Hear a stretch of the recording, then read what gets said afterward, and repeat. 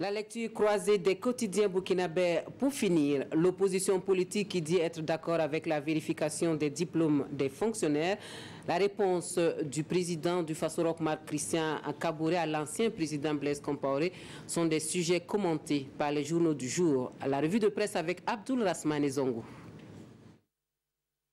Missive ou correspondance de Blaise Compaoré en date du 29 mars est reçue par Roch Marc Christian Kaboré le 12 avril sur la situation nationale.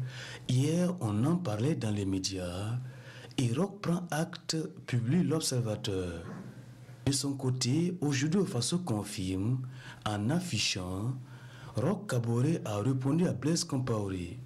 Selon un extrait du communiqué du porte-parole du gouvernement burkinabé, je cite, Roch Marc Christian Kaboré, président du Faso, a pris acte de cette correspondance et de la disponibilité de M. Blaise Compaoré, ancien chef d'État du Burkina Faso.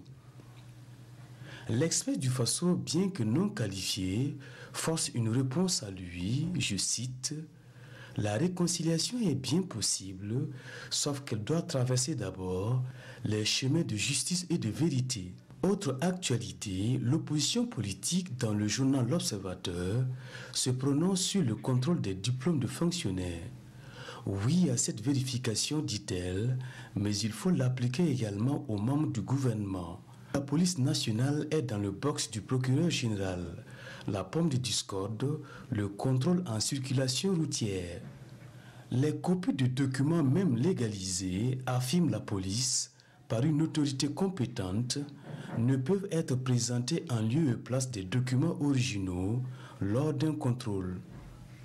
Le procureur rétorque, immobiliser un engin sur la base de l'application de cette mesure est un abus de pouvoir. Ailleurs, se réjouit l'Observateur, l'on allège plutôt le pouvoir, notamment dans la capitale du Grand Orient du Burkina. Désormais, le couvre-feu est fixé de minuit à 5 h du matin à Fadangourma, à compter du 18 avril, et au grand bonheur des populations de la région de l'Est. Terminons par cette alerte du quotidien d'État. Le fleuve Mougoun est en danger, sa triste citoyen. L'utilisation de substances chimiques tels le cyanure et le mercure par les orpailleurs pollue irréversiblement l'eau de ce fleuve.